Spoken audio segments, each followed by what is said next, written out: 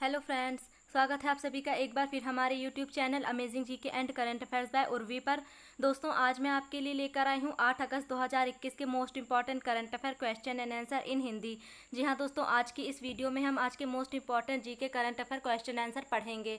इससे पहले दोस्तों, यदि आपने अभी तक हमारे चैनल को सब्सक्राइब नहीं किया है तो सब्सक्राइब करना ना भूलें। साथ ही बेल आइकन पर प्रेस करके ऑल पर भी टिक कर दें, जिससे हमारी सभी वीडियो आप तक पहुँचती रहें। तो चलिए दोस्तों, शुरू करते हैं आज की वीडियो। आज का हमारा फर्स्ट क्वेश्चन है, अमेरिका के द्वारा जापान के हिरोशिमा पर परमाणु हमले के 76 वर्ष कब पूरे हुए हैं? तो दोस्तों, ये हुए हैं 6 अगस्त 2021 को। आइए इसके बारे में डिटेल से जानते हैं। अमेरिका ने जापान के हिरोशिमा शहर पर दुनिया का सबसे पहला परमाणु बम हमला 6 अगस्त 1945 को किया था, जिसके बाद जापान के ही नागासाकी पर करीब 3 दिन बाद यानी कि 9 अगस्त 1945 को दूसरा परमाणु बम हमला किया गया था। दोनों ही हमलों से दोनों शहर पूरी तरह से तबाह हो गए थे। करीब 1.5 लाख से ज़्यादा लोगों की जान सेकंडों में ही चली गई थी। इसके अलावा जो भी इस खतरनाक हमले में बचे थे वे सब अपंगता के शिकार हुए थे। दोस्तों, ये तो आपने सुना ही होगा, वहाँ पर आज भी लोग अपंग ही पैदा होते हैं। ये इतना खतरनाक जो था। बात करें हिरोशिमा और नागासाकी पर गिराए गए परमाणु बमों के नाम की, तो हिरोशिमा पर लिटिल बॉय और नागासाकी पर फैट मैन नामक परमाणु बम गिराए गए थे। याद रखिए, मोस्ट इम्पॉर्टेंट है, ये एग्जाम में पूछा जा सकता है, इसलिए आप इसे ज़रूर याद रखिए। नेक्स्ट क्वेश्चन है हमारा, भारतीय पहलवान बजरंग पूनिया ने टोक्यो ओलंपिक 2020 में कौन सा पदक जीता है? दोस्तों, ये टोक्यो ओलंपिक से रिलेटेड क्वेश्चन है, मोस्ट इम्पॉर्टेंट है। तो देखिए, बजरंग पूनिया ने जीत लिया है कांस्य पदक। भारतीय स्टार पहलवान बजरंग पूनिया ने 65 किलोग्राम फ्री स्टाइल वर्ग में कजाकिस्तान के दौलत नियाज बेकोव को एक तरफा मुकाबले में मात देकर कांस्य पदक जीत लिया है, जिसके बाद भारत के लिए उन्होंने टोक्यो ओलंपिक में छठा मेडल दिलाकर देश को गौरवान्वित कर दिया है। टोक्यो ओलंपिक 2020 में दूसरे ही दिन वेट लिफ्टिंग में मीराबाई चानू ने देश का पहला मेडल दिलाया था, ये तो आपको पता ही होगा। तो उसके बाद किसने किसने देख लेते हैं। उसके बाद पीवी सिंधु, लवलीना बोरगोहेन और भारतीय हॉकी टीम ने 41 साल बाद सभी के इंतज़ार को ख़त्म करते हुए ब्रॉन्ज मेडल जीतकर इतिहास रचा है। वहीं कुश्ती में रवि दहिया ने रजत पदक जीता है। भारत के व्यापार घाटे में सबसे ज़्यादा गिरावट किस देश के साथ आई है? तो ये आई है चीन देश के साथ। चीन देश के साथ भारत के व्यापार घाटे में लगातार सबसे अधिक गिरावट दर्ज की गई है। वहीं इसके अलावा चीन की बात करें तो हाल ही में हाई स्पीड मैगलेव का सफलतापूर्वक परीक्षण चीन के द्वारा ही किया गया था। ये भी मैंने आपको बताया था दोस्तों। मैं आपको बता दूं, जितने भी एक्स्ट्रा फैक्ट मैं बताती हूँ वो आप ज़रूर याद रखिए, क्योंकि ये भी मोस्ट इम्पॉर्टेंट है आपके एग्ज़ाम के लिए। नेक्स्ट है, इजराइल ने रॉकेट हमले का जवाब देने के लिए किस पड़ोसी देश पर हवाई हमले शुरू कर दिए हैं? तो देखिए, ये इजराइल ने शुरू कर दिए हैं लेबनान में। हाल ही में लेबनान के द्वारा किए गए रॉकेट हमले का जवाब देने के लिए इजराइल ने अपने पड़ोसी देश पर एयर स्ट्राइक शुरू कर दिया। इस सप्ताह लेबनान ने इस तरह के रॉकेट हमले की घटनाएं इजराइल की उत्तरी सीमा पर केंद्रित थीं। इजराइल की तरफ से बीते 7 सालों में ऐसा पहली बार हुआ है जब इजराइल ने लेबनान पर एयर स्ट्राइक की हो। दोनों ही पड़ोसी देशों के बीच बढ़ती हुई इस तनातनी को देखते हुए तो यही कहा जा सकता है कि इनके बीच रिश्ते काफ़ी ज़्यादा बिगड़ चुके हैं। आगे देखते हैं दोस्तों क्या होता है इसमें। दोस्तों, नेक्स्ट क्वेश्चन हमारा खेल से संबंधित है। पुरुष हॉकी टीम के खिलाड़ियों को किस राज्य के खेल मंत्री ने 1-1 करोड़ रुपए देने का फैसला किया है? तो ये फैसला किया गया है पंजाब सरकार के द्वारा। हाल ही में पंजाब राज्य के खेल मंत्री राणा गुरमीत सिंह के द्वारा घोषणा की गई है कि जो भी पंजाब के हॉकी टीम के खिलाड़ी हैं उन सभी खिलाड़ियों को 1-1 करोड़ रुपए दिए जाएंगे। ओलंपिक में करीब 41 साल बाद पुरुष हॉकी टीम ने ब्रॉन्ज मेडल जीतकर इतिहास रच दिया, ये तो आपको बताया ही है मैंने। जिसके बाद पंजाब राज्य सरकार के द्वारा ऐसा फैसला ले लिया गया है। नेक्स्ट क्वेश्चन है, किस राज्य सरकार के द्वारा शैक्षिक अधिकारिता कोष की घोषणा की गई? तो ये किसने की है? केरल राज्य ने। हाल ही में केरल राज्य के मुख्यमंत्री पिनराई विजयन ने शैक्षिक अधिकारिता कोष की घोषणा की है। इसमें केरल के सभी छात्रों को एक डिजिटल डिवाइस दी जाएगी, जिसका मुख्य उद्देश्य शैक्षणिक उद्देश्यों के लिए किया जाएगा, यानी इससे पढ़ाई के लिए ही ये किया जा रहा है, इससे बच्चों को पढ़ाई में आसानी हो सके। भारतीय जनजातीय सहकारी विपणन विकास परिसंघ यानी कि ट्राइफेड ने अपना 34वां स्थापना दिवस कब मनाया है? तो ये मनाया है 6 अगस्त को। भारतीय जनजाति सहकारी विपणन विकास परिषद के द्वारा हाल ही में 6 अगस्त 2021 को अपना 34वां स्थापना दिवस मनाया गया। भारतीय जनजाति सहकारी विपणन विकास परिसंघ की स्थापना 1987 में हुई थी, जो कि एक ऐसा राष्ट्रीय स्तर का संगठन है जो जनजातीय कार्य मंत्रालय के प्रशासनिक के अधीन कार्य करता है। इसका उद्देश्य ऐसे जनजातीय उत्पादों का सामाजिक आर्थिक विकास करना है जिन पर जनजातीय लोग अपनी आय के बड़े भाग के लिए ज़्यादा निर्भर रहते हैं।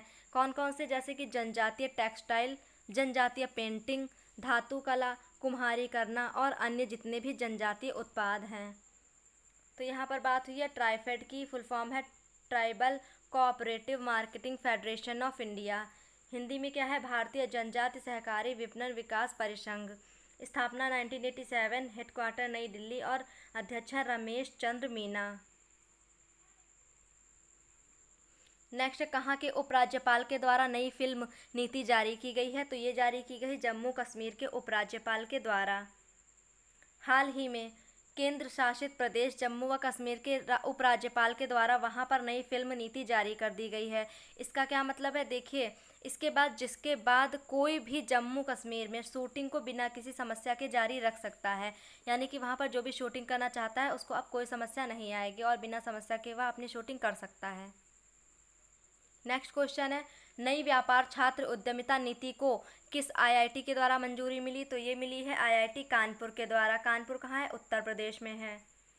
नई व्यापक छात्र उद्यमिता नीति के तहत नियमित कर्मचारी के रूप में अपने कार्य को जारी रखते हुए वहाँ का कोई भी छात्र अपनी खुद की कंपनी शुरू कर सकता है। दोस्तों, मैं आपको बता दूं कि मैंने वीडियो के अंत में कल का क्विक रिवीजन भी रखा है, जिससे आपको कल के क्वेश्चन आंसर भी आसानी से याद हो जाए। तो आप वीडियो को स्किप ना करके लास्ट तक ज़रूर देखिए। नेक्स्ट है, किस केंद्र शासित प्रदेश में बॉर्डर रोड ऑर्गेनाइजेशन यानी कि BRO ने अपनी सबसे ऊंची मोटर वाहन चलाने के योग्य सड़क निर्मित कर दी है? तो ये कहाँ की गई है? लद्दाख में की गई है। पूर्वी लद्दाख में 19300 फीट की ऊंची मोटर वाहन चलाने योग्य सड़क का निर्माण बॉर्डर रोड ऑर्गेनाइजेशन यानी कि BRO के द्वारा किया गया है। लद्दाख के उपराज्यपाल का क्या नाम है? RK माथुर। याद रखिए, एग्जाम के लिए मोस्ट इम्पॉर्टेंट है ये। नेक्स्ट क्वेश्चन है हमारा, भारत ने किस देश के साथ आपदा प्रबंधन में समझौते ज्ञापन पर हस्ताक्षर लागू करने का फैसला किया है? तो ये किसके साथ किया है? बांग्लादेश के साथ। भारत और बांग्लादेश ने आपदा प्रबंधन समझौते ज्ञापन पर हस्ताक्षर लागू किए हैं, जिसके बाद दोनों ही देशों का उद्देश्य है भविष्य में चुनौतियों का सामना करना और बेहतर तरीके से तैयार रहने में एक दूसरे की सहायता करना। वहीं इसके बाद अलावा बात करें, इससे पहले भारत की तरफ से बांग्लादेश को 30 एम्बुलेंस भी भेजी जा चुकी हैं। ये भी याद रखिए, एक्स्ट्रा फैक्ट है जो कि मोस्ट इम्पॉर्टेंट भी है। बांग्लादेश की बात हुई है तो राजधानी क्या है? ढाका है। बांग्लादेश की करेंसी टका है। प्रधानमंत्री शेख हसीना है और राष्ट्रपति कौन है? अब्दुल हामिद है। याद रखिए। नेक्स्ट है, हाल ही में किस राज्य के मंदिर कपालेश्वर मंदिर में तमिल अर्चना योजना का शुभारंभ किया गया है? तो क्वेश्चन से ही आप जान गए होंगे कि ये कहाँ शुरू किया गया है? तमिलनाडु में। हाल ही में तमिलनाडु राज्य के मुख्यमंत्री MK स्टालिन के द्वारा वहां के कपालेश्वर मंदिर में तमिल अर्चना योजना का शुभारंभ किया गया है। अन्नमलाई अन्नली अन्नई थमिजिल अर्चनाई की शुरुआत के बाद वहां के करीब 47 मंदिरों में सभी भक्त तमिल में पूजा अर्चना कर सकेंगे। नेक्स्ट क्वेश्चन हमारा योजना से संबंधित है, ध्यान से देखिए आप। दलित बंधु नामक नई दलित कल्याण योजना किस राज्य सरकार के द्वारा शुरू की गई? तो ये शुरू की गई है तेलंगाना सरकार के द्वारा। अनुसूचित जाति के वे सभी व्यक्ति जो खुद का व्यवसाय शुरू करना चाहते हैं उनको दलित बंधु योजना के तहत 10-10 लाख रुपए दिए जाएंगे। इससे उन सभी को व्यवसाय शुरू करने में सहायता मिलेगी, जो कि किसने शुरू किया है? तेलंगाना राज्य ने शुरू किया है। याद रखिए। दोस्तों, वीडियो अगर आपको पसंद आ रही तो आप लाइक और शेयर करना ना भूलिएगा। नेक्स्ट है, एक्सिस बैंक ने व्हाट्सएप बैंकिंग पर कितने लाख ग्राहकों के आंकड़ों को पार किया? तो ये पार कितना कर लिया है? 10 लाख को। यहाँ पर बात हुई है एक्सिस बैंक की, तो एक्सिस बैंक की स्थापना कब हुई थी? 1993। हेडक्वार्टर मुंबई में है और CEO हैं अमिताभ चौधरी। नेक्स्ट क्वेश्चन है, भारत के किस केंद्र शासित प्रदेश में सिंधु केंद्रीय विश्वविद्यालय का निर्माण होने जा रहा है? तो ये कहाँ किया जाएगा? लद्दाख में किया जाएगा। प्रधानमंत्री नरेंद्र मोदी के द्वारा केंद्र शासित प्रदेश लद्दाख में सिंधु केंद्रीय विश्वविद्यालय का निर्माण किए जाने के प्रयासों में तेजी आ चुकी है। ये फैसला लद्दाख के केंद्र शासित प्रदेश बनने के 2 साल पूरे होने पर किया जा चुका है। हाल ही में केंद्रीय विश्वविद्यालय का विधेयक 2021 पेश किया गया।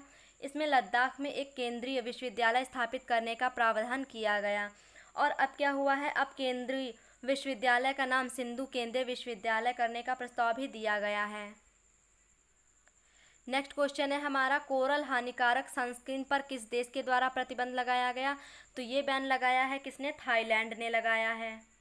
पर्यटकों के द्वारा धूप से बचाव के लिए उपयोग में लाए जाने वाले लोशन कोरल को बहुत ही नुकसान पहुंचाते हैं। हाल ही में थाईलैंड ने ऐसे केमिकल्स वाली सनस्क्रीन पर प्रतिबंध लगाने का फैसला कर लिया है।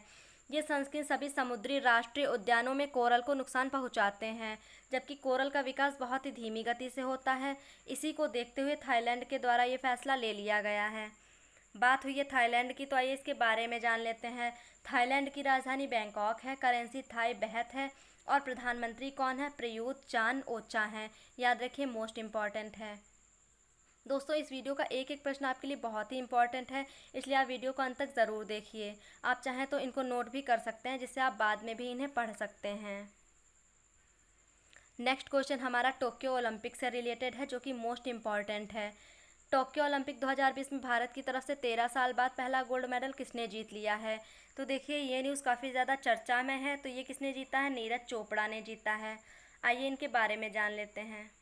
भारत के 23 वर्षीय star javelin athlete Neeraj Chopra ने टोक्यो ओलंपिक में स्वर्ण पदक जीतकर पूरे देश को गौरवान्वित कर दिया है। नीरज चोपड़ा के फाइनल मुकाबले में दूसरे प्रयास के दौरान 87.58 की दूरी पर भाला फेंक के इतिहास रच दिया है। हरियाणा के 23 वर्षीय star javelin athlete Neeraj Chopra ने करीब 13 साल बाद भारत के लिए ओलंपिक में स्वर्ण पदक जीता है, जिसके बाद पूरे देश में खुशियां मनाई जा रही हैं। इससे पहले 2008 में हुए बीजिंग ओलंपिक के दौरान शूटिंग में अभिनव बिंद्रा ने भारत को स्वर्ण पदक दिलवाया। दोस्तों, यदि आप इनके बारे में पूरी जानकारी चाहते हैं तो आप हमारे चैनल पर इनके बारे में मैं वीडियो अपलोड करूंगी, आप वहां जाके देख सकते हैं, क्योंकि ये टॉपिक आपके एग्ज़ाम के लिए मोस्ट इम्पॉर्टेंट है। नेक्स्ट क्वेश्चन हमारा क्या है? भारत की कोवैक्सीन को किस देश के द्वारा गुड मैन्युफैक्चरिंग प्रैक्टिस प्रमाण का अवार्ड मिला है, यानी कि प्रमाण पत्र मिला है? तो ये किसने दिया है? हंगरी ने दिया है। अब हंगरी की बात हुई है, तो हंगरी की राजधानी क्या है? बुडापेस्ट है। करेंसी हंगेरियन फॉरेंट है। राष्ट्रपति जैनस एडर हैं। नेक्स्ट क्वेश्चन मोस्ट इम्पॉर्टेंट है, किस देश ने जॉनसन एंड जॉनसन की सिंगल डोज की कोविड वैक्सीन को आपातकालीन उपयोग की मंजूरी दे दी है? तो ये दी गई है किसके? भारत के द्वारा। जॉनसन एंड जॉनसन की सिंगल डोज वाली अमेरिकी वैक्सीन को भारत में आपातकालीन उपयोग के लिए मंजूरी मिल गई है। किसने मंजूरी दी है? केंद्रीय स्वास्थ्य मंत्री मनसुख मंडाविया ने। इन्होंने ट्विटर के माध्यम से इसकी जानकारी दी। उनका मानना है कि इससे कोविड संक्रमण के खिलाफ लड़ाई में पूरे देश में प्रयासों को ज़्यादा मजबूती मिलेगी। तो दोस्तों, ये थे हमारे आज के मोस्ट इम्पॉर्टेंट करंट अफेयर। अब हम कल का एक रिवीजन भी कर लेते हैं। शुरू करते हैं कल का रिवीजन। भारत के 75वें स्वतंत्रता दिवस 2021 के मौके पर मुख्य अतिथि के रूप में भारतीय ओलंपिक दल शामिल होंगे। भूटान की मंगडेछू जल विद्युत परियोजना ने ब्रुसेल मेडल जीता है। हाल ही में जम्मू और कश्मीर की काजीगुंड और बनिहाल के बीच स्थित 8.5 किलोमीटर की टनल को यातायात परीक्षण के लिए खोल दिया गया है। जूलॉजिकल सर्वे ऑफ इंडिया की पहली महिला महानिदेशक धृति बनर्जी नियुक्त हुई हैं। मालदीव शैली के वाटर विला भारत के केंद्र शासित प्रदेश लक्षद्वीप में स्थापित किए जाएंगे। दोस्तों, मैं कल का क्विक रिवीजन आपको इसलिए करवाती हूँ जिससे आपको पूरी वीडियो के सारे क्वेश्चन याद हो जाएं और रिवीजन भी हो जाए, इसलिए आप वीडियो को अंत तक ज़रूर देखिए। नेक्स्ट है, हाल ही में लॉन्च हुई पुस्तक orienting an Indian and Japan Pallavi Aiyar के द्वारा लिखी गई है, याद रखिए। Balakot air strike how India avenged Pulwama नामक पुस्तक किसने लिखी है? मनन भट्ट ने लिखी है। कोविड की समस्या से निपटने के लिए अंतर्राष्ट्रीय मुद्रा कोष यानी IMF की तरफ से गरीब देशों को $650 अरब की सहायता राशि प्रदान की जाएगी। ताइवान को हथियारों की बिक्री के लिए अमेरिका ने मंजूरी दे दी है। हाल ही में हिमाचल प्रदेश की सतलुज नदी पर स्थित नापता झाकरी हाइड्रो पावर स्टेशन ने एक माह में सबसे ज़्यादा बिजली पैदा करने का रिकॉर्ड बनाया। केरल राज्य में IBM के द्वारा सॉफ्टवेयर लैब स्थापित किया जाएगा। राष्ट्रीय आपदा रिकॉर्ड ब्यूरो के द्वारा जारी की गई रिपोर्ट के मुताबिक बेरोजगारी के कारण आत्महत्या के मामलों में 24% बढ़ोतरी दर्ज की गई, जो कि हैरान कर देने वाला है। भारत सरकार के द्वारा पूरे देश में खेलो इंडिया केंद्र के 1000 केंद्र स्थापित किए जाएंगे। टोक्यो पैरालंपिक का थीम गीत कर दे कमाल तू अनुराग सिंह ठाकुर के द्वारा लॉन्च किया गया। याद रखिए, मोस्ट इम्पॉर्टेंट है। ओलंपिक में फाइनल तक क्वालिफाई करने वाले भारत के पहले भाला फेंक खिलाड़ी नीरज चोपड़ा बने हैं। और दोस्तों, आज की वीडियो में मैंने आपको बता दिया कि इन्होंने स्वर्ण पदक भी जीत लिया है। जॉन अब्राहम को यूरो स्पोर्ट्स इंडिया का नया ब्रांड एम्बेसडर नियुक्त किया गया। हाल ही में विदेश मंत्री कौन है? एस जयशंकर ईरान देश की 2 दिवसीय यात्रा पर गए हुए हैं। नौसेना में शामिल किए गए भारत के पहले स्वदेशी निर्मित विमान वाहक पोत IACP-71 विक्रांत का निर्माण कोचिंग शिपयार्ड लिमिटेड के द्वारा किया गया है। नेक्स्ट, अमेरिका के सेना प्रमुख भारत की 2 दिवसीय यात्रा पर पहुंच गए हैं। भारत का ट्विटर कहे जाने वाले ऐप में आंध्र प्रदेश के मुख्यमंत्री जगन मोहन रेड्डी शामिल हुए हैं। ISA समझौते पर हस्ताक्षर करने वाला 5वां देश कौन? जर्मनी बन गया है।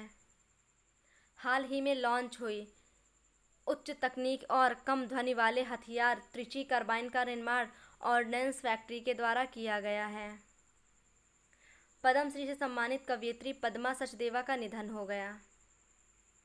खेल के क्षेत्र में दिए जाने वाले सबसे बड़े पुरस्कार राजीव गांधी खेल रत्न पुरस्कार का नाम बदलकर मेजर ध्यानचंद खेल रत्न पुरस्कार कर दिया गया है। तो इस मोस्ट इम्पॉर्टेंट क्वेश्चन के साथ ही लास्ट का हम क्विक रिवीजन समाप्त करते हैं। दोस्तों, इस वीडियो में हमने देखे आज के मोस्ट इम्पॉर्टेंट करंट अफेयर। आशा करती हूँ वीडियो आपको पसंद आई होगी, आपके लिए हेल्पफुल भी रही होगी। आपको वीडियो कैसी लगी आप हमें कमेंट करके ज़रूर बताएं। साथ ही वीडियो पसंद आई है तो लाइक शेयर करना ना भूलें। साथ ही चैनल पर नए हैं तो चैनल को सब्सक्राइब भी ज़रूर कर दें, जिससे हमारी वीडियो आप तक पहुँचती रहें। मिलते हैं नेक्स्ट वीडियो में। धन्यवाद।